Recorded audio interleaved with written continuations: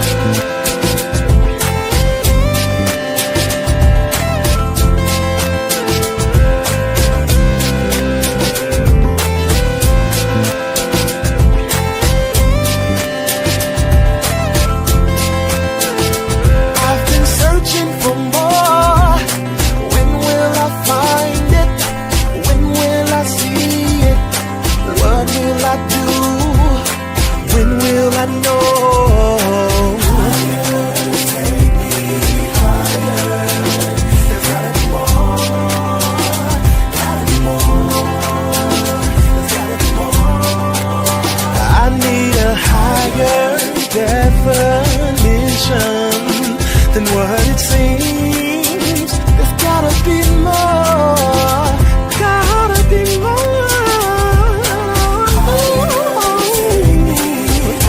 Come on and take me higher, yeah. There's gotta be more. There's gotta be more.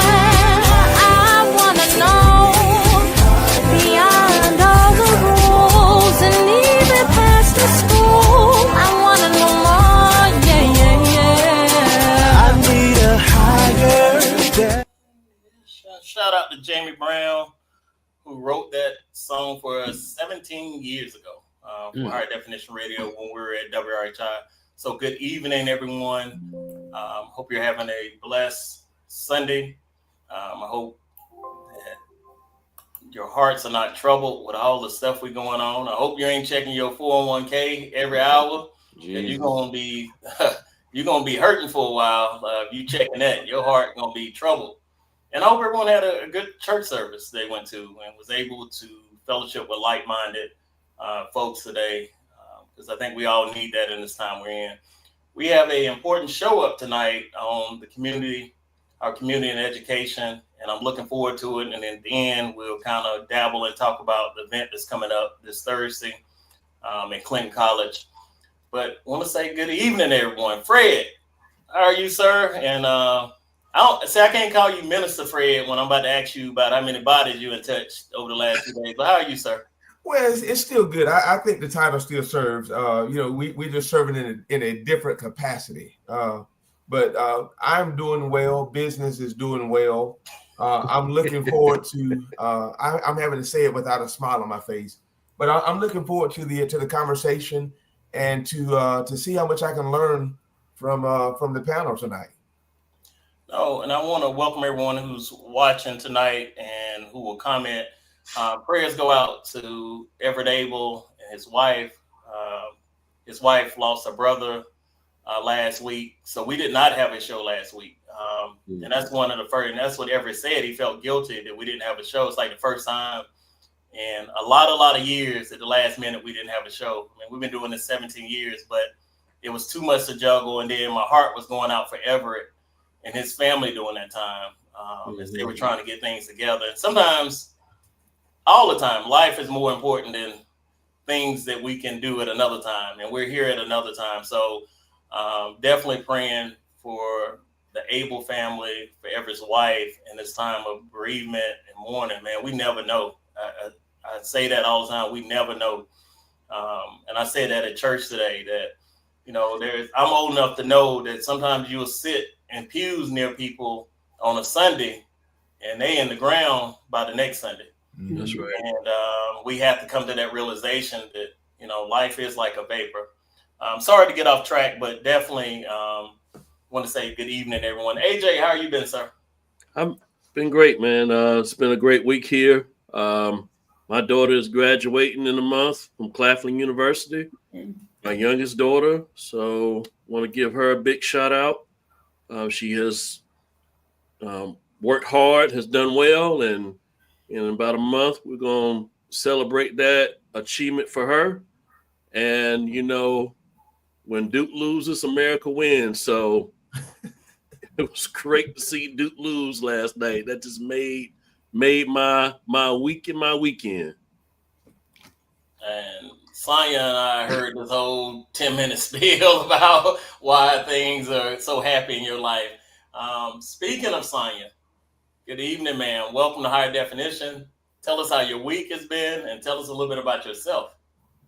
Hi, thank you for allowing me to be on this evening. I'm Sonya Burns, and just an advocate, community advocate here in Rock Hill. Really passionate about education because I understand how education can be the great equalizer to help people, you know, have the life that they're striving for.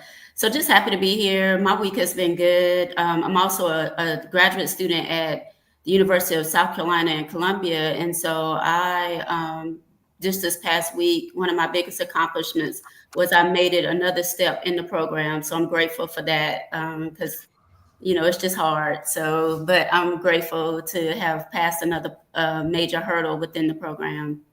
Yep. So it's been a blessed week. There you go, skipping around. What program you in now? You act like you in a veterinary program or something. What are you in, ma'am? No, I'm in the College of Education. I'm in a doctoral program in the College of Education. Okay. Damn, that's what we want to hear. Don't be around here. What my mom and them call it, soft shoeing. Be proud of your accomplishment. So to be doctor, how much longer you have, ma'am? It looks like it'll probably be one more year because what I did this past week was got my research proposal approved. So I finished my classwork and now just put forth an idea for the research for the dissertation. So they approved the idea and now I gotta, you know, fine tune some things or rewrite one chapter or edit a chapter. And then I should be able to start the research in the fall. No, congratulations. We're going to say it. We believe it. Congratulations on your doctoral degree. And just kind of a peek behind the curtain, you're slightly older than me, but I remember being at school and thinking how smart you and your sister, your twin sister, are.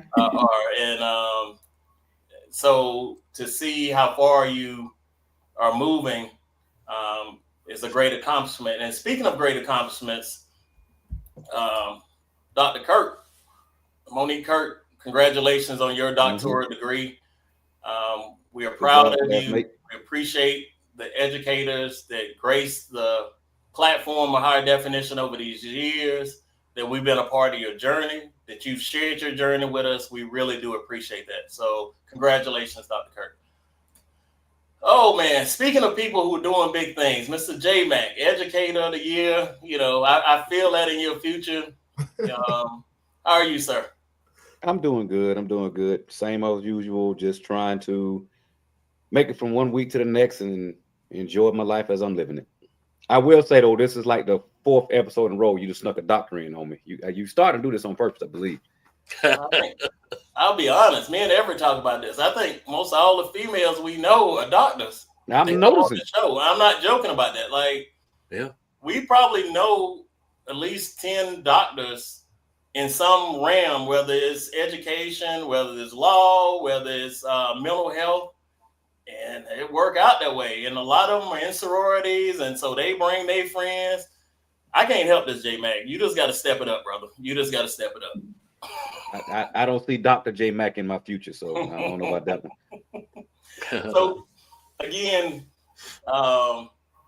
see, there go your encouragement right there. So somebody gonna say God speaking to you. No. Now. I as I said, I want to congratulate my classmate as well, Dr. Monique. But nah, it ain't gonna be Dr.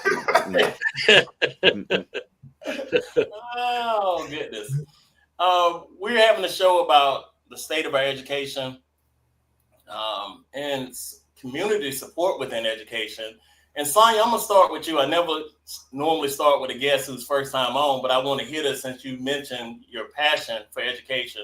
Where does your passion for our kids, our youth in the realm of education come from?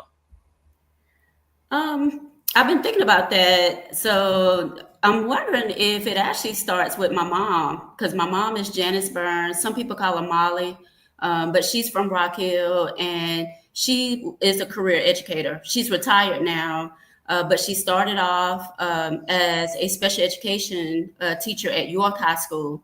And like my whole life, she was an educator. When I was born, she was, I think, already teaching. So she is a career educator, retired now, started off as a special education teacher at York High School, then became a guidance counselor, then an assistant principal and principal. And when she retired out of South Carolina, she went over to Union County and finished up her career there. So she was an assistant principal, then a principal in Union County as well. So I think part of it came from her, because I can look, I remember going to her class sometimes when they would do field trips and things like that, because I still remember some of her coworkers and everything. And now some people see me in the community and remember my being her daughter. So she had us involved in her career as well as her, her life as being her, daughters and stuff. So I'm wondering if that's where it started with her. Oh, and there's a saying, we are what we see, right? We are, and we mimic things that we don't realize we're going to end up mimicking or become our passion because we've saw it and been exposed to it. And that's why this topic is important on education. And J-Mac, I asked you the same question. As a male educator that's also an African-American, and ain't a lot of y'all out there running around, where did you get your drive and passion for education from? I think it's pretty much the same story as Sonia. My father was an educator. He taught science for a while, but I mean, most people know him as a coach, but he's been in education since before I was born. Watched him mold young men, guide young men, and I've always seen that. I've always had that exposure to him, having his hand in molding young people, and I kind of saw myself, you kind of want to be like your daddy. So I kind of did like that. I did some volunteer work with children when I was in school, and once that bug hits you, you're just in it. So I realized early I wanted to do something with kids. Never saw myself going into the classroom until I had the opportunity, and been doing that for a while and been loving it so far. No, I'll go to you, AJ. You talked about your daughter graduating college in another month. You sound so proud of that. My son graduated from Newberry 2 years ago now. And I just remember that feeling like, man, I didn't fail him. Like that, I at least we provided a fertile ground for him to succeed. Like this is one less hurdle that he would have to get across. So AJ, where does your passion for education come from? Well, my passion for education just comes from, just having the opportunity to, just be successful in life. And so I, along with my wife, have passed it along to, both of our daughters, to allow them to, to basically have that path to start from, public schools, elementary school, middle school, high school, just having those discussions with them and have, so they can understand that what you're at school for, and what you're not at school for, basically. So I've had some experience with teaching. I did teach at Clinton College for a little bit in one of the entry-level computer classes. So I've had some experience with teaching the students that come from different areas, being mentors to them to a degree. I remember writing a lot of recommendations for students to, be able to be accepted into A&T and North Carolina Central and Presbyterian College, a number of colleges, just to give them, an opportunity to continue on their path in life. But just passion as far as helping my kids, but then also too, that experience being at Clinton, helping kids to continue their success in life, basically. And Fred, you and I were talking earlier today, and we've talked over the course of time about our military experience. And, my path of I need to figure this out came as an eye opener. I fractured my vertebrae, and I knew physical work was nowhere in the cards anymore. Like the thing that I saw my dad do, other men do, working hard, always mobile. I knew that ain't in the cards no more. So plan B. And when I started to go to college while I was in the military, I couldn't mess that up because that was my money. So I worked harder. Fred, talk to us about education and especially with your kids, man. Talk to us about that. Well, as I was listening to the panel talk about, the influences that they had in their lives that helped propel them to where they are now. I think my passion is somewhat different. I came to the realization that, and I'm kind of painting with a broad brush. I came to the realization that those that had an education tend to enjoy a better lifestyle, a better way of living based on the jobs that they were able to get, promotions and things of that nature. And I tell people, I love my parents. I brag on them all of the time. And as you said earlier, my dad, hardworking man, he's career, he worked at Springs Industries for the overwhelming majority of his life. He dropped out of high school to take a job there because that was the thing to do. But I came to the realization early in life that he could only go so far in his career because he did not have an education. And so the thing that propelled me to actually go back to college the second time and do well is when while working in law enforcement, the sheriff we had, they actually implemented a career ladder. And I served in law enforcement for about 10, 12 years at that time, well, maybe 12 years at that time. And with a college degree, it was a significant bump in pay. And so that was my primary reason for going back to continue my education. I knew that if I could just, grind it out, get this degree behind me, it's going to be a significant pay increase, and it was. And then just from there, I just fell in love with learning. I'm always reading something. I love hanging out with people that know what I don't know, and just being able to meet with, because I deal with Caucasians, African American, like a wide range of people. And because I read and because I love learning, I'm able to have conversations with people that I would never have conversations with if I did not have, an education. And as I listen to all these great stories, we're all influenced by someone, right? That we see, we want to emulate. And I think J-Mac is a testament to that as a male educator. There's not a lot of Black male educators for whatever reason, whether it's stereotypes, stigmas, whether that's whatever, pay gaps. That's just not how the cards are dealt right now. And I know there's a program in South Carolina, they call me Mr. Program, that some people went through that's been a great success. And I know programs like that are maybe going away or maybe not funded.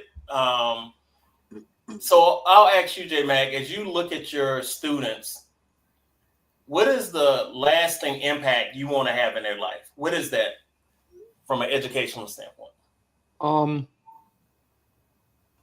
I wanted them to still see me as a good teacher that had a educational class. One of the things I do, like really the last thing I do every year, is I've just put a discussion question out, and I asked them, be honest. In my class, what did you like that I do? What don't you like that I do? What steps or things that I do made it easy to learn? What things to improve on? Because I tell the kids at the end of the day, yes, I understand my principal is my principal and the district office is that and the school board. But I tell them, like, end of the day, you are the ones that matter the most. So help me be better. And that keeps me going. Like when I have kids say like, okay, you made this easy to learn. You were there and you helped me more than some other teachers might have. And that's just the educational side. As I said earlier, I was blessed enough to have my father in my life to this day. If I need something right now, I can call him. I know a lot of people that look like me don't have that. Mm-hmm. So I'm not trying to fill that father role per se, but I want to fill that role of like, okay, he looks like me, he talks like me, he sounds like me. So if I have a problem, I can go to him.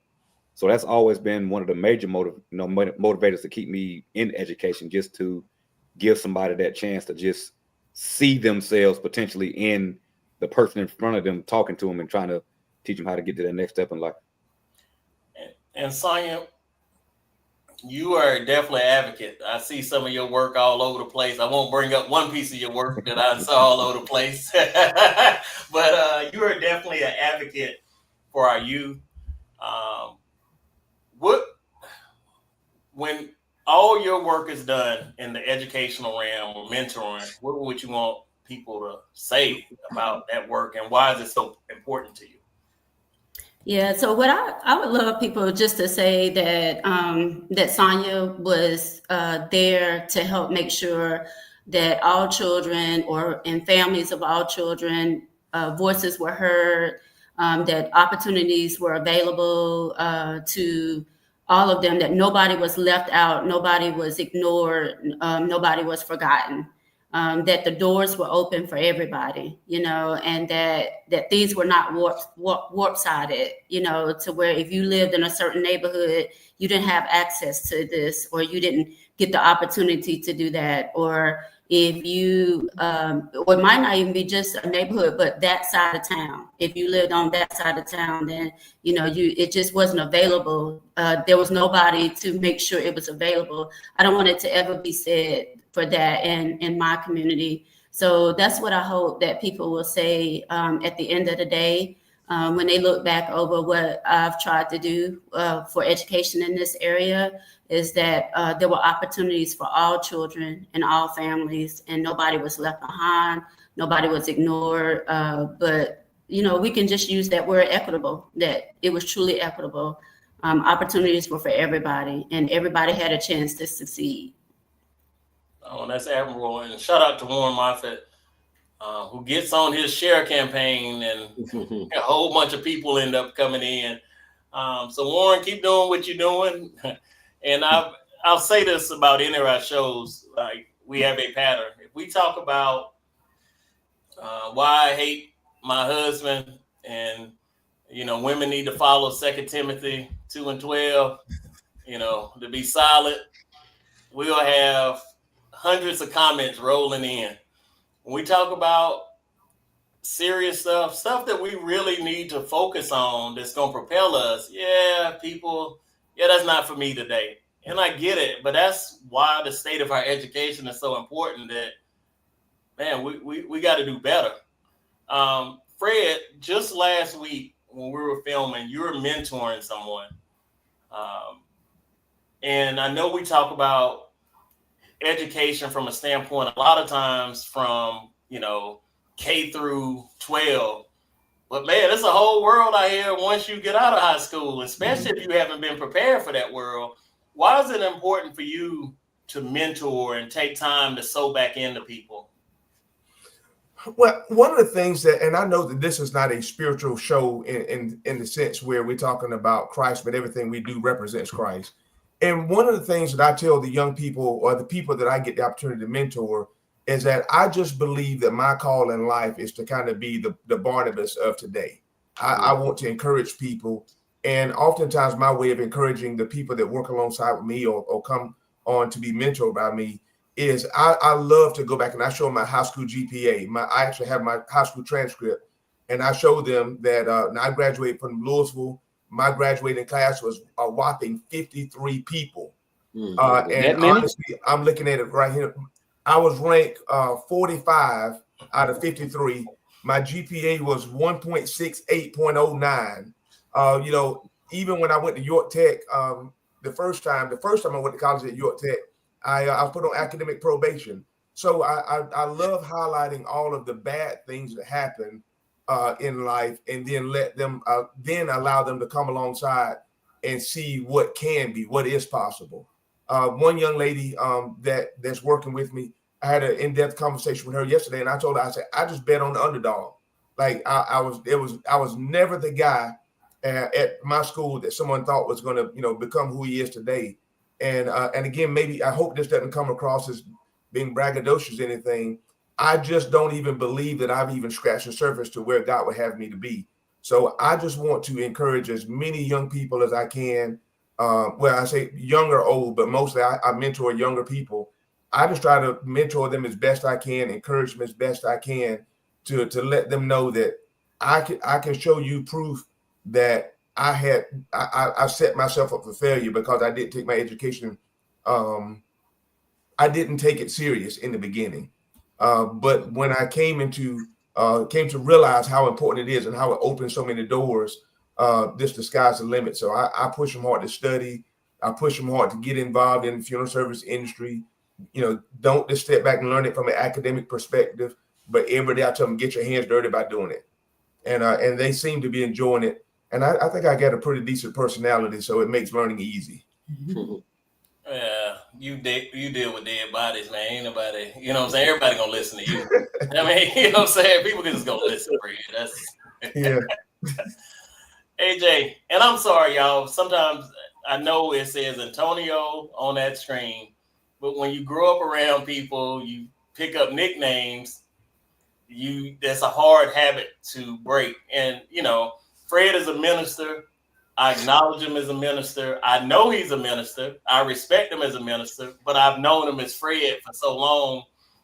So it's not disrespect. So AJ, the work that you provide, I think is critical. Your behind the scenes work with McGirt, Sunset Park, like you do things when Fred just talk about, hey, getting your hands dirty, like you're out there really getting your hands dirty for the sake of not only continuing education, but preserving education. Mm-hmm. What motivates you and drives you to do that? Oh man, that's a good question. I think what motivates me to drive me to do that first and foremost is just that, my love for, my community, and just want to see my community win.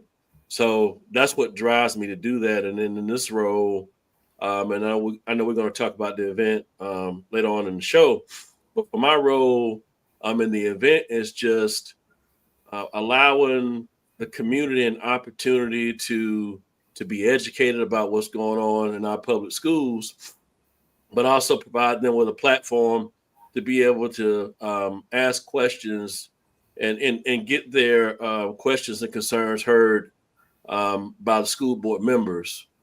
Because it's one of the things that I've heard going throughout the community is, we nobody asks us or nobody comes to us and hear what we have to say. I know I've said this to a number of folks recently, like the South Side got something to say basically, and I know I joke about it a little bit, but it's a lot of folks in that make up our different communities: Flint Hill, Sunset Park, Crawford Road, College Downs, Southland Park. There's a lot of people in our community that they want to be heard. They want to be taken seriously in regards to the role that they play that goes on locally. And so it's my passion for my community to win, and it's giving my community that opportunity to be educated, be a part of the process, and get reconnected, back to what affects them on a local level. You got so much noise that's going on with what's going on a national level or federal level, but it's the local level, school board, our school district included, it has the most impact, is where we can affect lives. So it's a lot, but that's what it is, Lamont. Sonia, let me ask you this question. Your passion speaks for itself. If you could fix two things right now with our state of education, whether it's local, state, federal, what two things would you fix and why?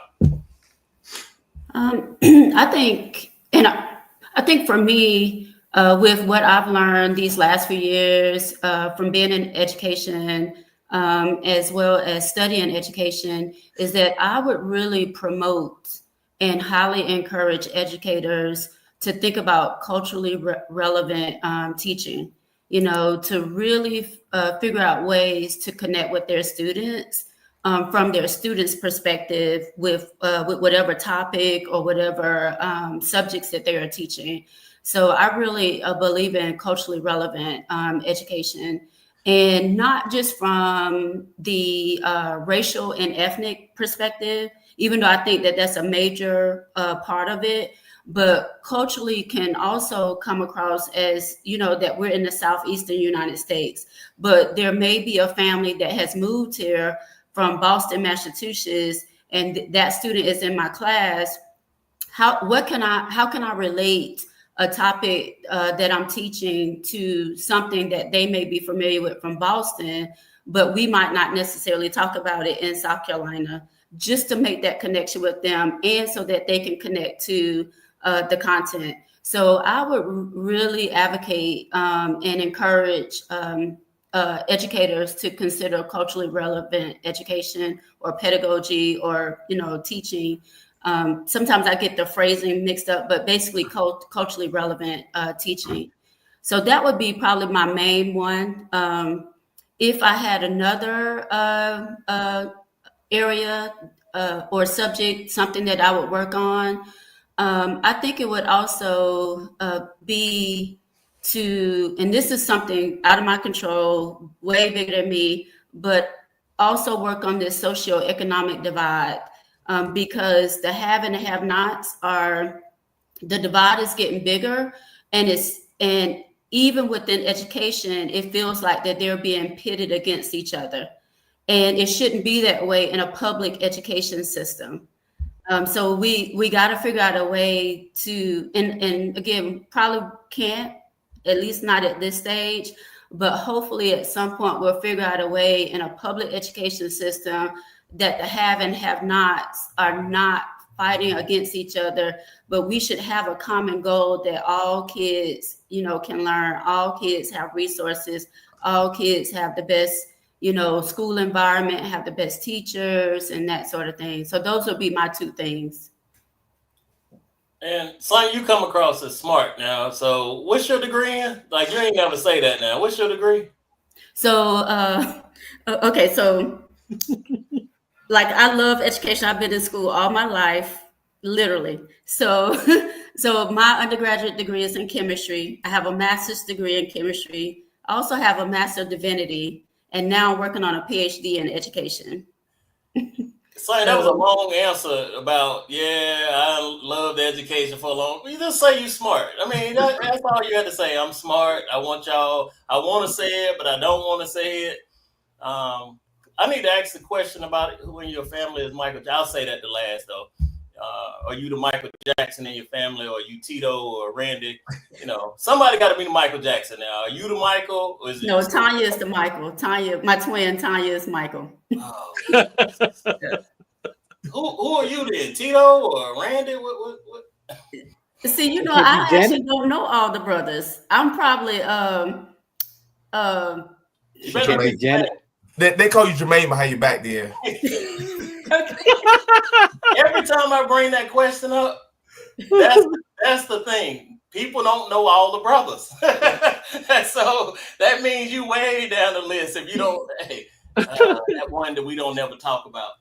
Yeah. Oh my goodness. Do you remember when they did the Michael Jackson movie? The sister, the mama had all the people at the house, and the sister she got all upset. I'm probably that sister, be like, why are these people here? Rebe. Like, why we can't just, be us, and why these people got to be here? Why we got to cater to all these people? Leave me alone. I'm that person.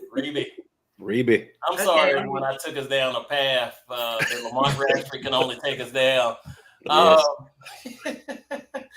Fred, man, you talked about education and some things we could change. And I told you, man, like, schools need to prepare people for real life. Yes. Like, it's something gonna happen that day you graduate. You see people throwing them caps in the air, spinning around. But a lot of times you find out some of these kids have no plan after that day. Like, their whole life has been set up just to get past high school. What is one or two things you would change if you could with the education system? Well, Lamont, I read a quote. I tell people I love, it's a book I bought years ago. It's called Brainy Quotes. And one of the quotes that I remember vividly, it says something to the effect of, if a kid is only educated at school, he's uneducated. And so if I could figure out, or if the powers that be could figure out somehow, some way to get more parental involvement in their children's education, I just think that the sky's the limit as to how far our kids would go. And it really, kind of boils down to the student buying into it as well and being able to see beyond the moment. I oftentimes, even just preparation for the show, I think about from what I was able to do from a financial perspective for when my daughter was going through high school. I did not have the extra resources. I say disposable income. I just didn't have the extra resources to pay for tutors and things of that nature to get her what she needed to make her successful in college. So she really struggled, and she was an above average student, but she struggled like really bad in college. When my sons came through high school and were preparing for college, we were at a much different, we were at a far better place. I had the money to pay for tutors. I paid for like even preparation for SATs, and I did everything that money could buy to get my sons ready. And their head wasn't in the game. So if I had the money, my daughter would have taken full advantage of it. I had it, and my sons just didn't buy in. And when they both went to college, that's when real life hit. It slapped them in the face because they realized that professor was not going to ask for your assignment. They gave you a syllabus on day one, and if you didn't do it, they were not going to ask you about it. So it took a few extra semesters for both of them to kind of muscle it out. Again, my thing, if I could do anything at all, it would be getting parents involved in their children's education from third, fourth, as early as possible, but really third grade on up, staying involved, PTA meetings, dropping in. I would literally go to class some days and sit in class and follow my kids around to make sure they were sitting there and doing what they're supposed to do, because I had come to the realization that their education was so important, but it took them a while to finally get it for themselves. No, AJ, I'll ask you that question because we talk about preparing our kids, but what are we preparing them for? We're still using 1960 tactics to educate in a world, and the same thing I said about this new approach to boycotting this from the 1960s. Like, if you boycotting something, you still use the 1960s approach, it probably ain't gonna work. So when we think about education, and we're still trying to educate our kids in a world they don't live in today, that our grandparents lived in that world. It's a long way for me to ask you, what would you change if you could?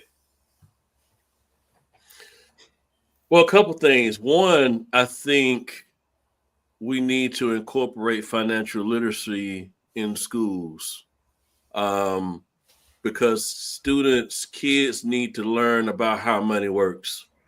I wish I had gotten that early on in my life.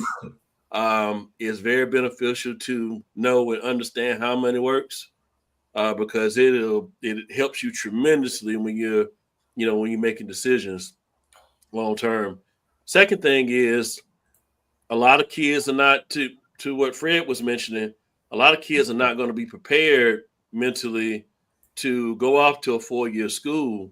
So I believe that schools need to focus on pushing certifications, whether it be HVAC, whether it be Cisco networking, whether it be project management, with Scrum Master, PMP, those different type of skills that basically certifications too, that basically put kids in a position to where they can graduate from high school, get into a career field, and basically be making very good money at an early age, right?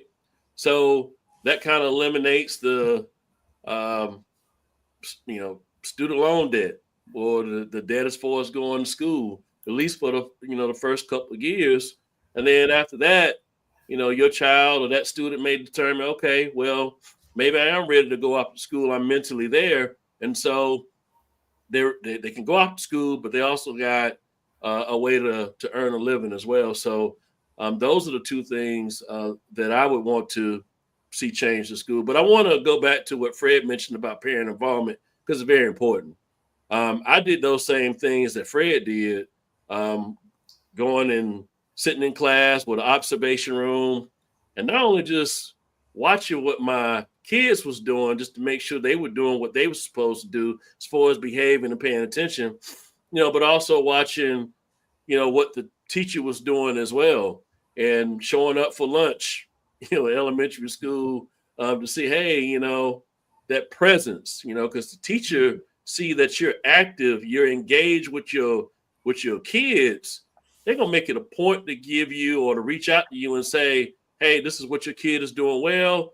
This is what's going on. I want you to be aware of it. So they're going to make a point to do their part in making sure that your child get the best education possible. And I did that from elementary school up until high school, basically going to the parent teacher conferences, open houses. You'll be surprised going to an open house and talking to the teachers as to finding out how many parents don't come to open house, and find out and establish that relationship with their teacher, to find out what their expectations are, to find out what's the best way to communicate with them. And taking it a step further, I would email them and say, hey, just wanted to check in to see how my daughter is doing, and they'll provide you with that information so you can make those adjustments if need be at home, because a lot of times you can correct behavior issues without it making it to the school. Mm-hmm. J-Mac, you entrenched in it, man. You fighting a good fight every day. If you now, the number one rule of higher definition that I state often is not to get fired. So I don't need you to say nothing crazy now. Remember who you talking to. Yeah. So, Tia just put a comment. I do, sometimes parents be doing too much. And she talking about you, AJ, with going up to school and stuff. Like, I believe we need to go to the schools. We need to contact. But sometimes it might be a little much now. We got to chill out just sometimes now. We might be doing a little much. Back to J-Mac. J-Mac, couple things you would change, sir. Not just, to beat a dead horse, but one of the first things I would do is just funding, like finding ways to get more money for, and especially public schools and, lower income schools, just to promote things like the arts, band, drama. Because we have kids that might not be honor roll, but are geniuses in other ways, and they just don't have an outlet to get it out. This kid might be one of the best artists just naturally, but the art program is cut. He might just have a natural talent for music, but band is cut. He might be somebody that likes to, he's been taking apart things since he was a little kid and putting it back together, but robotics and things like that is cut. So just being able to fund things besides just the, the reading, writing, arithmetic, funding also, and not to make it a personal thing, but teacher pay. You got a lot of good, strong, solid educators that are leaving simply because they can't afford to live anymore on a teacher's salary. So putting in a place to where keeping the good teachers there that are effective and are doing a good job, getting that increase in pay would be a big one. The biggest thing is already been touched on: parent and community involvement. The amount of kids who struggle, and I'm just speaking from what I've seen and over the years and talking to other educators, talking to my father, talking whatever, the amount of kids that struggle and that teacher, that counselor, that principal tries to reach out and we get nothing in return. No phone call back, no email back, nothing. And we call, we email, send home letters, whatever, and don't get anything back. And then when little Johnny is about to get suspended, well, now you want to come to the school and cuss and fuss and, raise sand. It's like, we've been trying. Churches need to get back involved in education. Community centers and community service need to be back involved. Just come to the school as, like I said, I'm a black male teacher, but I'm in the classroom every day. as a black man, just come to the building and just say like, hey, here's my credentials. Here's I'm vetted. I don't have anything on my record, but just let me walk around and see some of these boys that need somebody to talk to. Let me take care of him. I know he's cutting him in class. He's not paying attention anyway. Let me talk to him for a little bit. Things like that, just getting the community, getting parents, getting people involved, that would be the single biggest help to education across the board.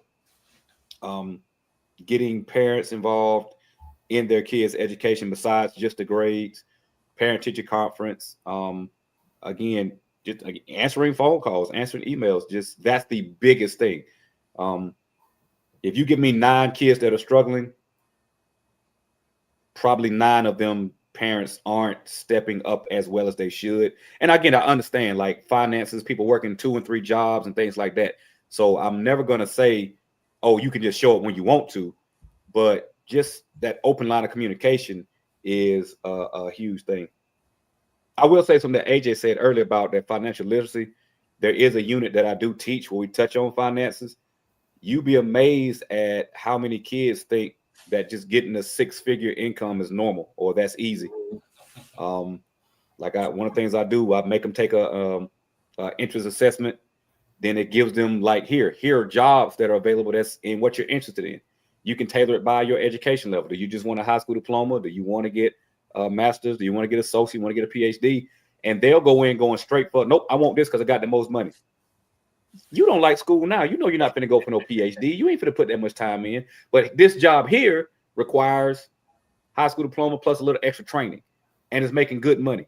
Yeah, but I want to make $120,000. You're not going to do that. And it's just that part of it, that financial literacy. But again, that's going back to funding, like having situations in classes where you can do all those things. So funding and parent and community involvement, I think, is the single biggest 2 things I would say we need to change or improve. Go ahead. I was going to jump in real quick. One of the things that I know I failed to mention, even in one of my responses, is that there are things. I don't ever want to be that guy that just kind of sit back and throw the rock about everything that's going wrong with our school systems. But I will say that one of the things that I've heard consistently from people that I deal with, my son's friends, and even my sons, they talked about they just feel like their school more so prepared them to graduate high school and go get a job somewhere, just regular blue collar job. But I will say that, and I would have believed that. I really would have believed that if I would not have seen something slightly different with the trade programs that many schools are offering. My youngest son, he actually graduated high school, already had his, his national certification as a firefighter. So he did go to college, stayed there for a short period of time, and he ended up, getting a job being a full-time firefighter.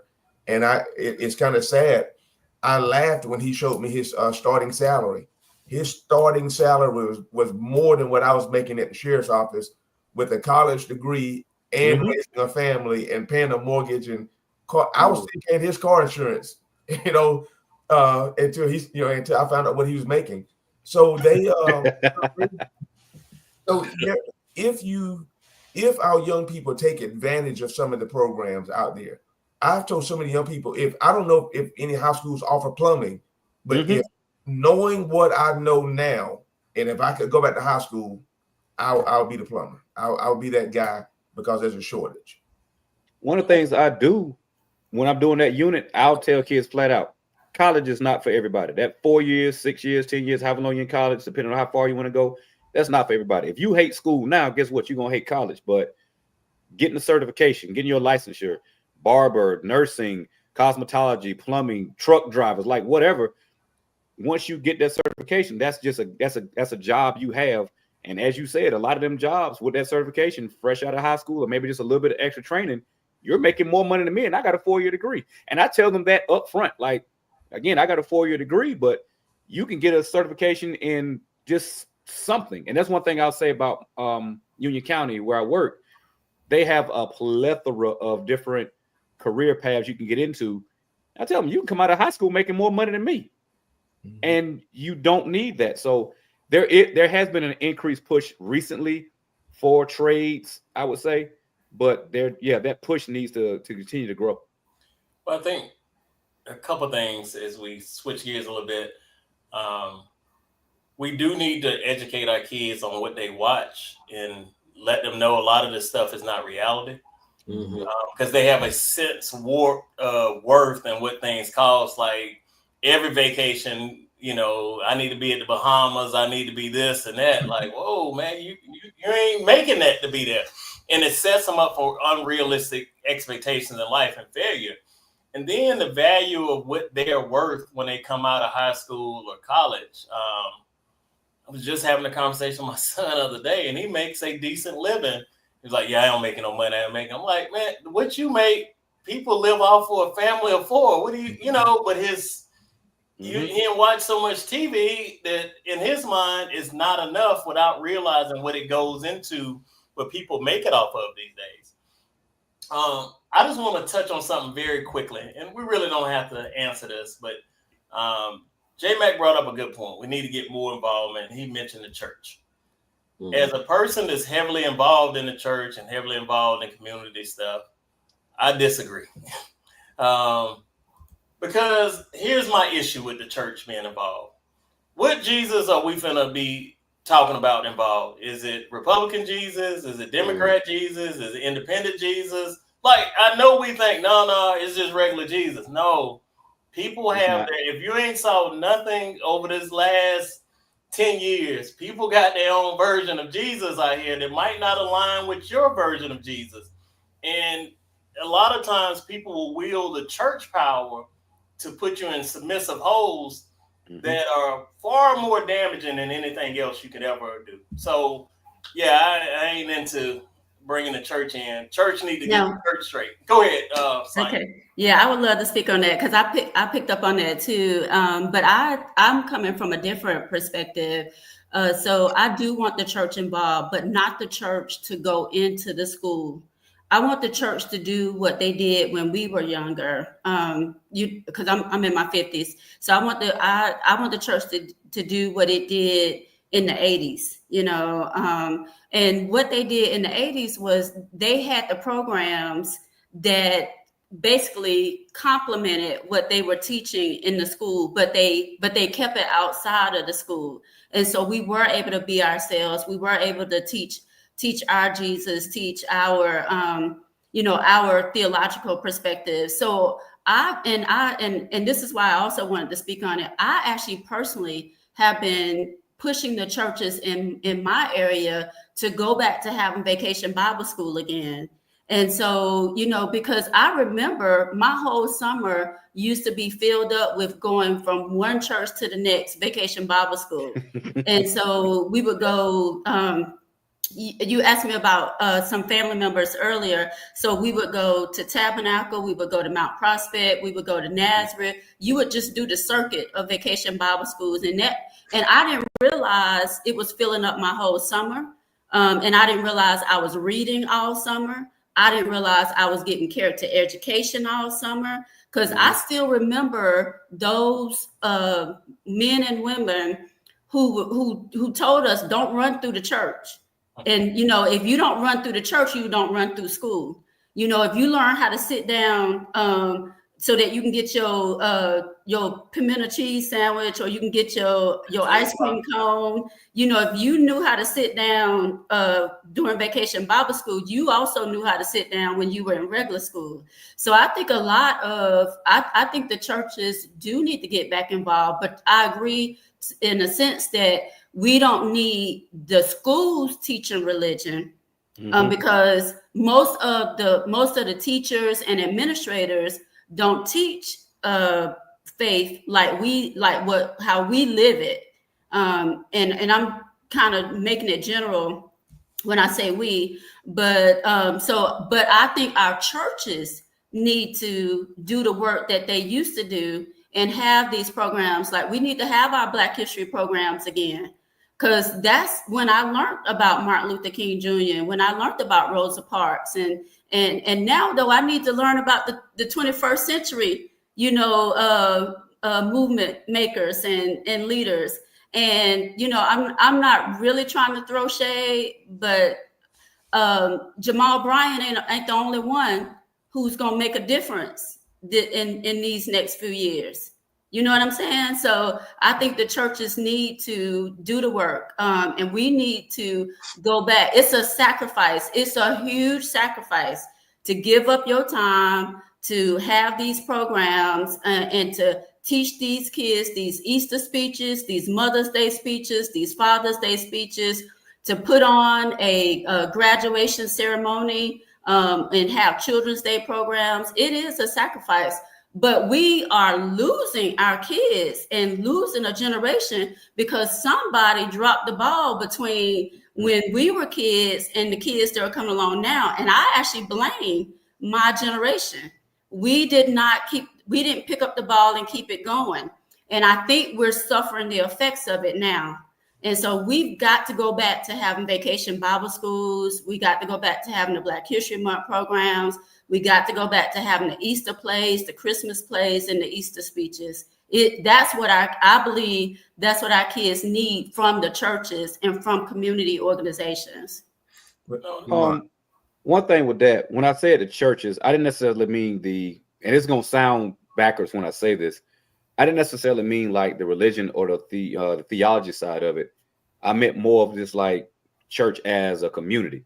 Mm-hmm. Like, if Miss Jones comes through and she sees you acting up, come here, little boy. Mm-hmm. Ain't you Dorothy Lee's grandson? Yes. Boy, come here. Do I need to call your grandmama right now? Yes. That part is what I meant. Like, church as a community. When you have that community coming into the building and you have that community there at the building, advocating for the building, advocating for the students, but also being that extra set of eyes. Like, I know my students, but I know my students from how I see them in the classroom and in the hallways, in the cafeteria. This lady right here watched you grow up and watched your mama grow up and watched your aunties grow up.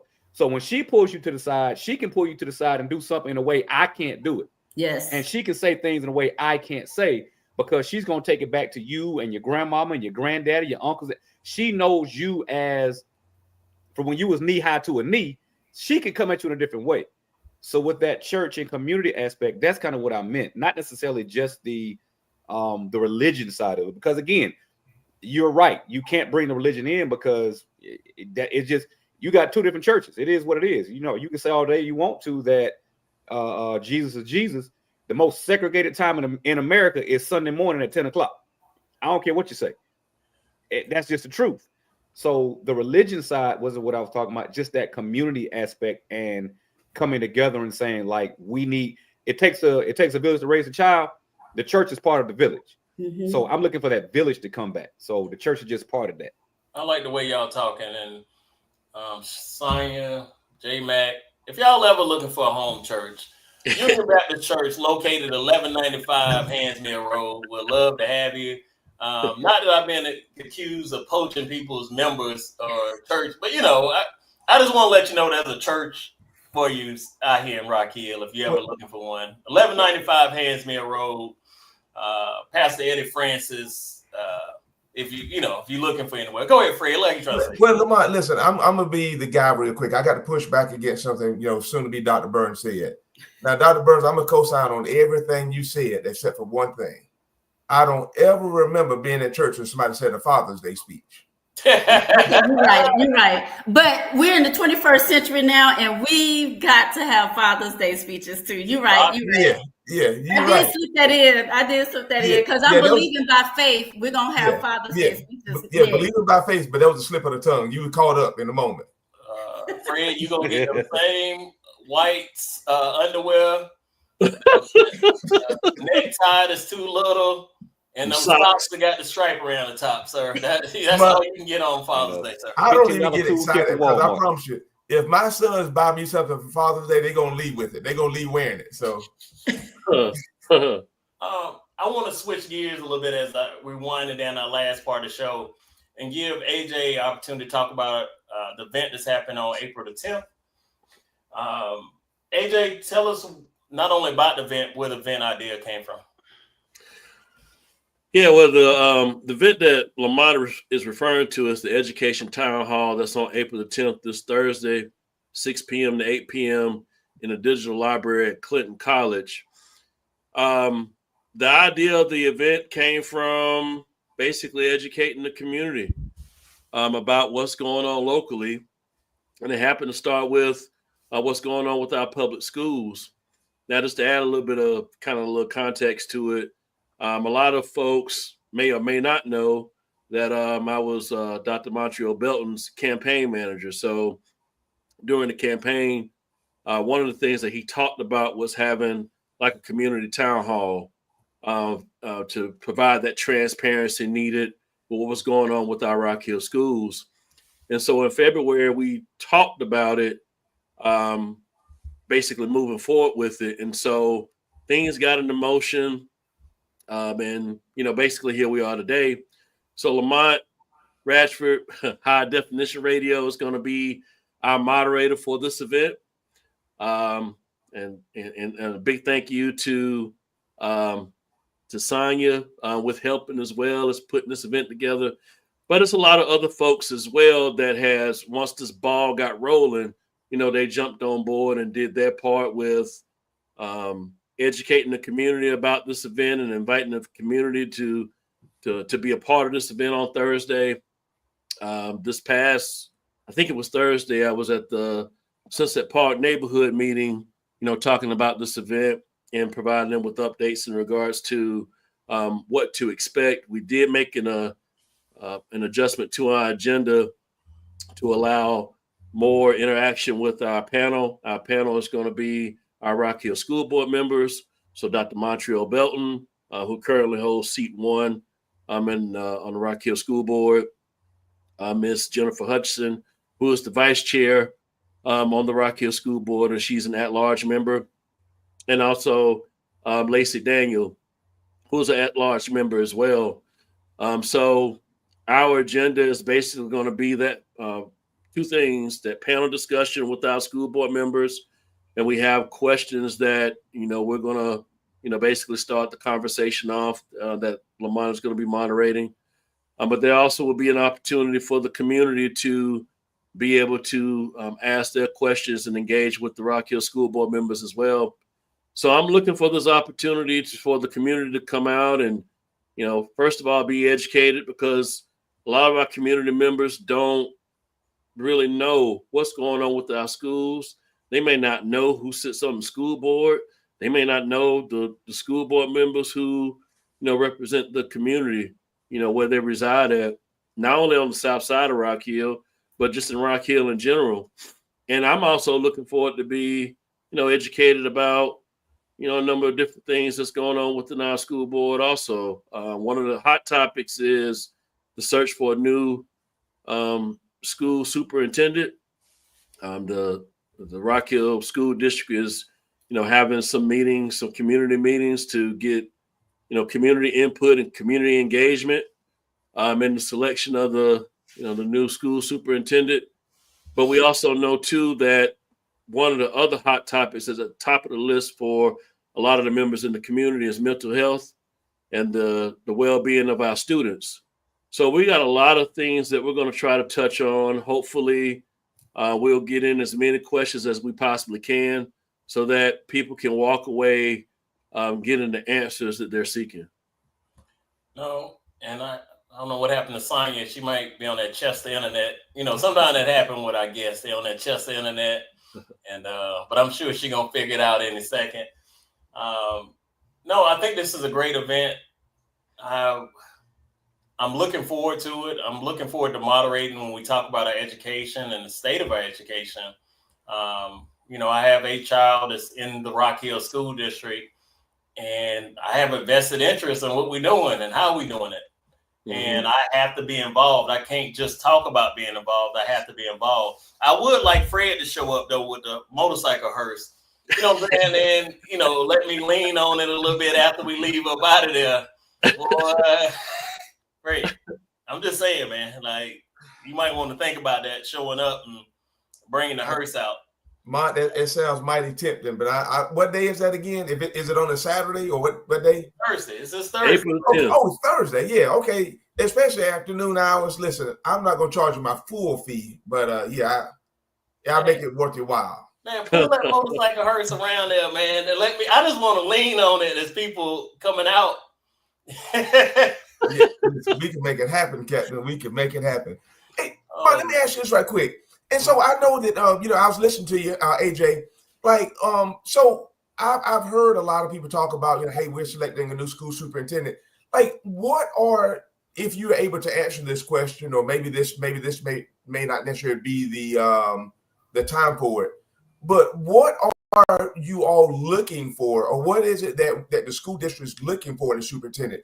Do they just, and I know this sounds comical, but surely we don't think that someone's going to come in 1 year and fix every issue that we have. What realistic issues that we can bring to this person, whoever he or she may be, and what type of time frame are you looking for turnarounds? Hold on, Fred. Let me let Sonya answer that question. I hope she heard it before her chest the internet go out again. Oh, my bad, Sonya. My bad. You better stop hating, because I'll actually am in Catawba. Oh. So, but I appreciate the question, and you give me an opportunity to answer, because I did participate in the community engagement opportunities that the company that the school district hired brought in. And so we all had an opportunity to share what we're looking for in the next superintendent. And so they're supposed to be putting together a profile now. And they were honest and said that they use AI and they use other resources to put together the profile. But everyone who responded to the questionnaires or attended those community engagement sessions had an opportunity to say what they think should be, or some of the qualities they think should be present in the next superintendent. So I'm not sure what profile they're going to come up with, but all of us supposedly had an opportunity to share what we should think. What we think the next superintendent should be. The other good question that you asked was, what's a reasonable turnaround?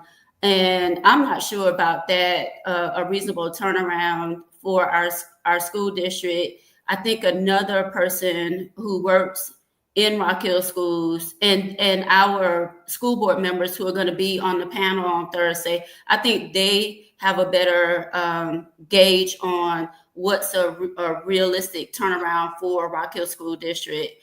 So yeah, I wouldn't be able to really speak to that one, what the time frame should be for a turnaround. But supposedly they took all of our input to help us to generate a profile of what we think the next superintendent should be like. Go ahead, AJ. I was just giving Sonya opportunity for that. Yeah, that's fine. But yeah, and Sonya is right on, her response. But I'll just add to it. I mean, there's a number of different things that the new superintendent or the new school superintendent coming in is going to basically have to be able to juggle. One of the things that one of the top issues I believe that school superintendent's going to have to juggle is the rise in discipline issues in our schools, and that goes back to school student well-being. It goes back to school safety. That's like a top issue that's going to have to be addressed, because it affects attendance. It affects that decline in enrollment that the Rock Hill schools are seeing, and I believe with that being a top issue, if you get the discipline issue addressed and get those discipline cases reduced, you'll probably see at least that decline kind of stabilize a little bit. So that's one of them. But, to Sonya's point, I think the school board members on Thursday will be able to provide, their input and answers in regards to what you just asked, Fred.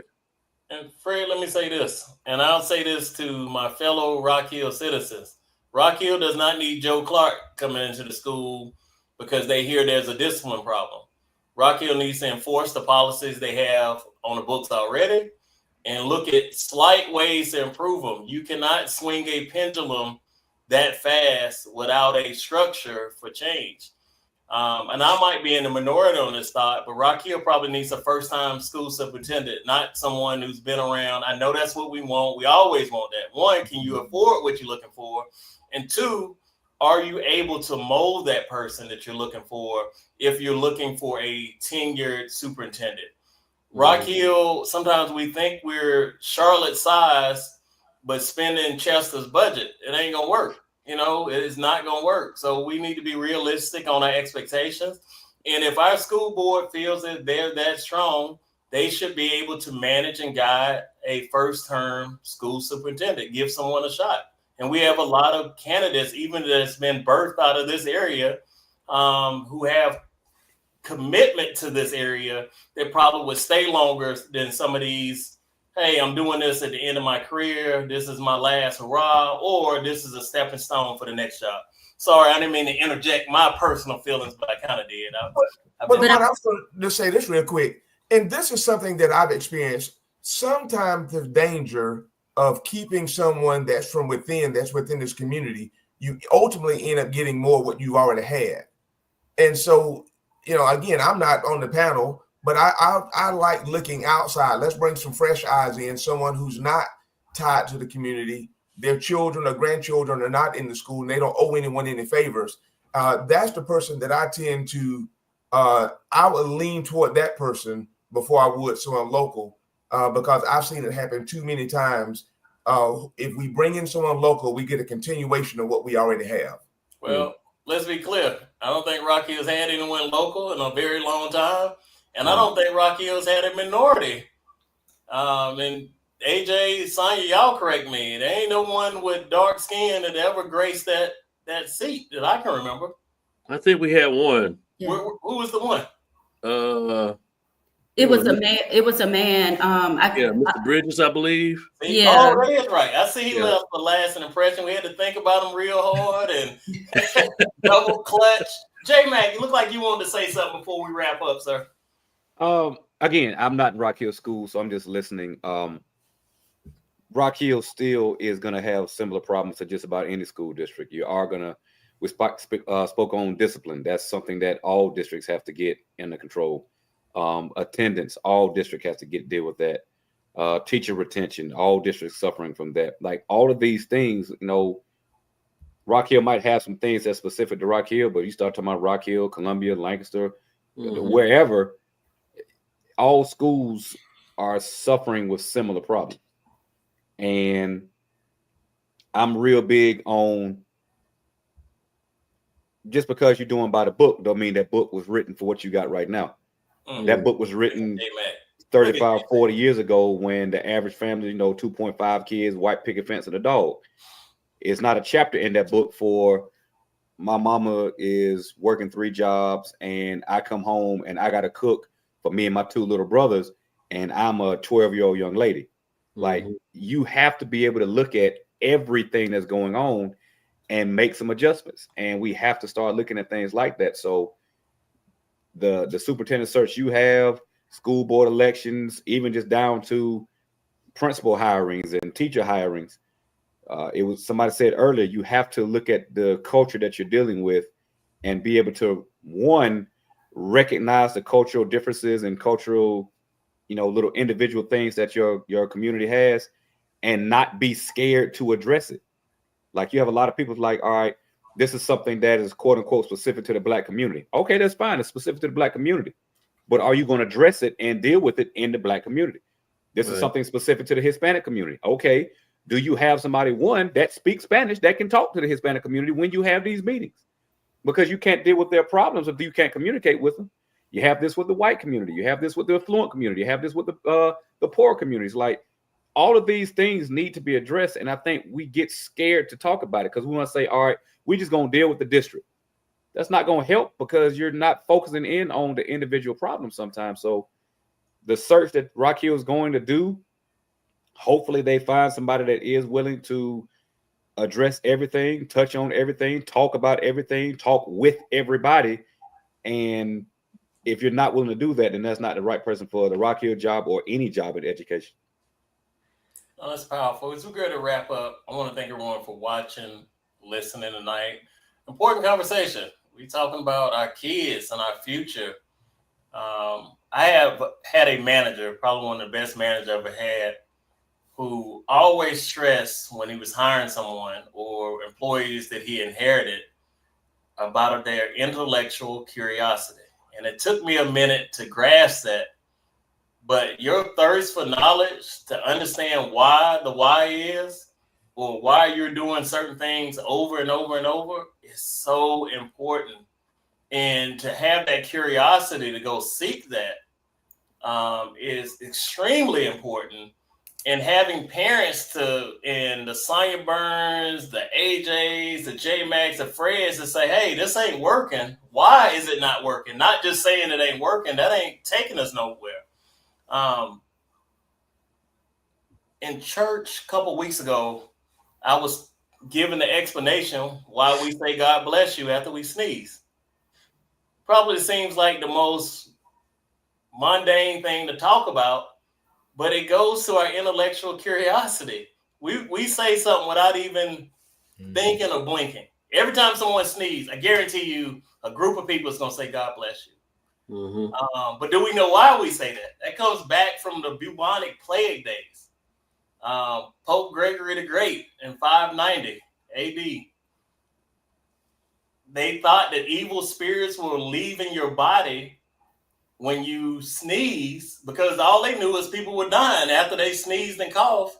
And he got the church together and said, hey, we need to pray for these souls as the devil is attacking them on the spot. And what we need to say is, God bless you.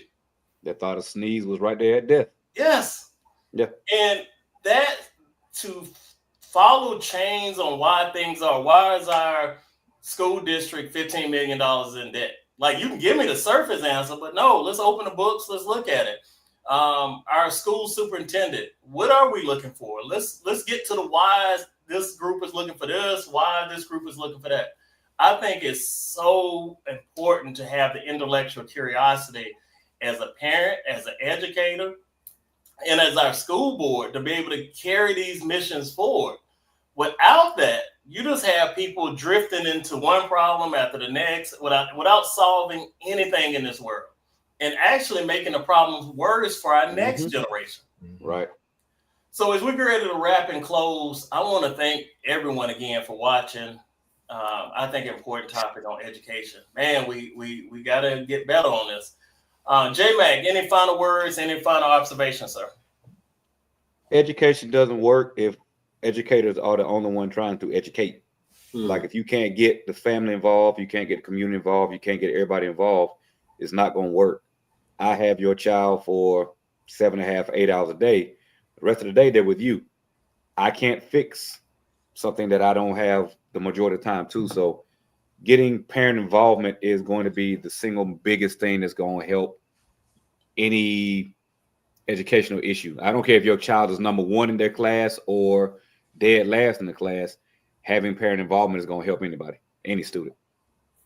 Yeah. Speaking of number 43 in this class graduation, Fred, any final words, sir? Mont, I was 45. 45. I gave you credit, sir. Yeah, I was 45 out of. It wasn't but 37 people graduating. No, man, listen, we had a whopping 53. And one kid, he got in trouble at another school and came to us about the last month or so. I know. That's why I'm talking. Oh yeah. But as I'm saying that, I was just kind of thinking about I'm not in the education system as you all are, but as I was just listening to you all talk, I was just kind of thinking about how can we allow our young people to see the benefits of getting an education, like just getting a high school diploma. And realistically, if you just show up to school every day and stay out of the way, you can get a high school diploma. That's about the way that it is now. How do we, as parents, how do we as community members, how do we assist you in helping them at a much earlier age to see the value in getting an education?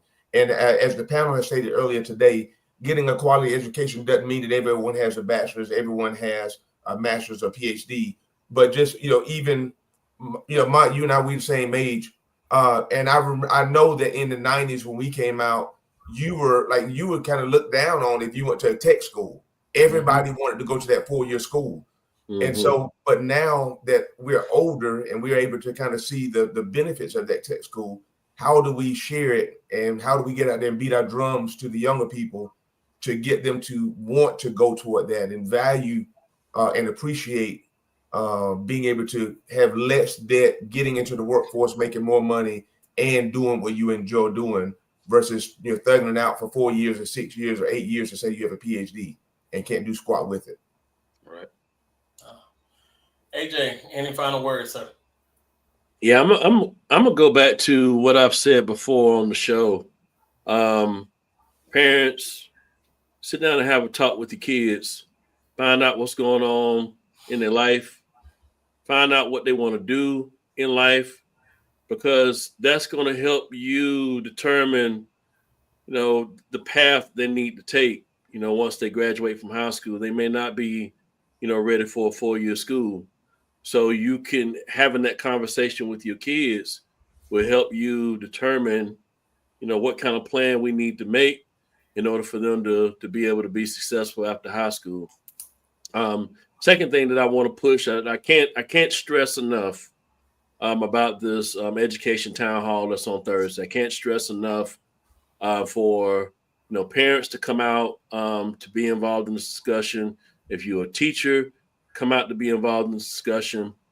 But also, to parents that have kids, bring your kids so they can see basically what the process looks like in regards to making our Rock Hill Public Schools better for them, in their future. So that's all I have to say. No, even if you're a mortician with a motorcycle hearse, we would like you to come out and show the hearse off and, hey, stunting like my daddy, Oh yeah.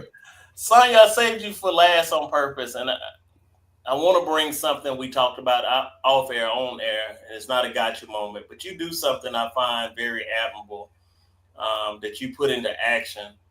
And if you don't mind sharing what you do on the first Sunday, or I think it was the first Sunday of every month, and why, I think many people can be blessed by that, if that makes sense. Yeah. So what I was going to say is be an advocate, and whether you're a parent, grandparent, guardian, or like me, a community member or auntie, whoever you are, be an advocate. And so what Lamont is referring to is on the first Sunday of every month since December, I've been having a community prayer service at Rock Hill High School. I had a concern a few years ago, and so I got involved, and I expressed my concern. I had meetings, and things have progressed to where now I see that there's a problem not only at Rock Hill High School, but within the school district as a whole. So a few months ago, I felt like the Lord told me to have a prayer service. So I acted on it, and I got all the permissions. So I'm not trespassing, not doing anything illegal. And so I have all the permissions and everything. And so I have a community prayer service at the school at 2:00 on the first Sunday. Now, next month in May will be the last one. Since school is not open, or technically, not open during the summer, I'm going to cut it off in May, and I'll, go back before the Lord and ask, what He wants me to do, to still be an advocate, to still put the concerns out there, and to still bring people together. But what has been a big blessing for me is that when I've reached out to people to be a part of the prayer service, no one has said no. No one has said no. A lot of people are concerned. A lot of people are passionate, but they didn't have an outlet. They didn't know how they could do it. And so that's why I say be an advocate and do it in the way that you feel most comfortable. I'm a Christian minister, so that's with all the other things that I do, I'm a Christian minister. So that's one of the reasons why I talk about God spoke to me, and I'm doing a community prayer service. So, but there are other ways that you can do programming. And so that's what I'm doing right now. And next month, the first Sunday in May at 2:00, we'll be back out at Rock Hill High School, praying not only for Rock Hill High School, but for all of Rock Hill schools, because we realize that, and I think J-Mac said this, really, the problems that we see at one school are present at all schools. They just manifest themselves in different ways. And what we've also done is we prayed for our neighboring districts. So we prayed for Lancaster and Chester and all that, because we realized that even though we may have a physical address here in York County, we have family members, friends, loved ones, and we socialize and do things all across the area. So we are concerned about not only Rock Hill students, but we're concerned about students across this whole area. So we're praying for Fort Mill, Clover, York, like I said, Chester, Lancaster, all of that, because we are concerned. And so that's what we've been doing. No, thank you for the explanation. Again, if you're ever looking for a church home, Union Baptist Church at 1195 Hands Mill Road. It might be a place you stop by or drive by. You know, we'd love to have you and visit. Everett Able has accused me of poaching members, and I told them that's not anything that I would ever take part in. But I will let people know where we're located at, being an ambassador for Christ. So that's what we say. So I want to say thank you to everyone who watched tonight, everyone who followed. I'll be honest, I didn't know how we were going to turn the show because I had something different in my mind, but it worked out to God's plan. I think we had a great conversation. We were able to touch on important things like real life things that go on with our thought process in our school. And even listen to Sonya, I'm like, man, that's what ministry is about, right? Like, we be in church talking about we praying for folks, and that was the prayer. I'm praying for you right there. And, you know, we ain't took no action to do anything else outside those four walls. So I commend you and the group that's been getting together that's been praying. And we need more of that. With that, I will say I look forward to seeing a lot of people on Thursday. That's right. Yeah, it's going to be a busy one. So, I got a flight to California, and I will be taking the red eye back to make it to Thursday. So it will be a long week. To get back. But I look forward to seeing everyone. I look forward to just the conversation on something that is very, very important. So with that, I will say, please be blessed. Have a safe night. Continue to pray for one another. Continue to show each other love in these crazy times. And then the last two things, don't get yourself fired fooling with these folks at work. Do not get yourself fired fooling with these folks' work. I know it's tempted to go off on somebody and tell them this. Don't do it.